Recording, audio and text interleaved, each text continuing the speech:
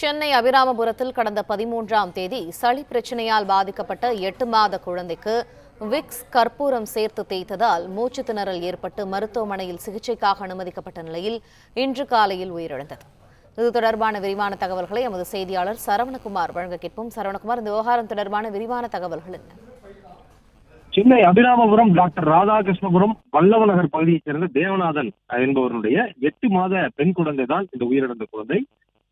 கடந்த 13ஆம் தேதி என்று இந்த குழந்தைக்கு சளி பிரச்சனை இருந்ததுனால 15ஆம் தேதி மாலை விக்ஸுடன் கற்பூரத்தை குழைத்து மார்பிலும் அதே போன்ற மூக்கிலும் தேய்த்திருக்கிறார்கள்.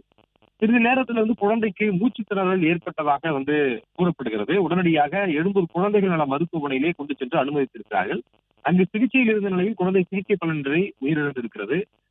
சளி பிரச்சனை காரணமாக குழந்தை உயிரிழந்ததா, அதாவது சளி அதிகமாக இருந்து நுரையீரலில் அடைப்பு ஏற்பட்டு அதன் மூலமாக உயிரிழப்பு ஏற்பட்டிருக்கிறதா, அல்லது இதற்கு பயன்படுத்திய மருந்தின் காரணமாக சளி பிரச்சனைக்காக விக்ஸுடன் கற்பூரத்தை குறைத்து மூக்கில் தடவி இருக்கிறார்கள், அதன் காரணமாக ஏதும் பாதிப்பு ஏற்பட்டிருக்கிறதா என்பது குறித்து உடற்கூறாய்வில் தான் தெரிய வரும் என்பதனால குழந்தையினுடைய உடலை உடற்கூறாய்வு செய்வதற்கு அனுப்பியிருக்கிறார்கள். இந்த சம்பவம் குறித்து அபிராமபுரம் போலீசார் மருத்துவமனை கொடுத்த தகவலின் அடிப்படையில் அபிராமபுரம் போலீசார் விசாரணை நடத்தி வருகிறார்கள். வழக்கு பதிவு செய்து விசாரணை நடத்தி வருகிறார்கள்.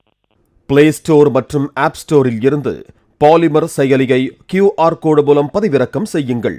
செய்திகளை உடனுக்குடன் பெறுங்கள்.